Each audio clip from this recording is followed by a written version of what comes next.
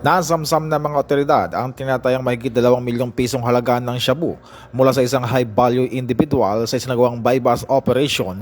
Kinilala ang sospek ni si alias Muki, 38 anyos, residente ng barangay Punda Dalipe, na tinaguri ang high-value individual.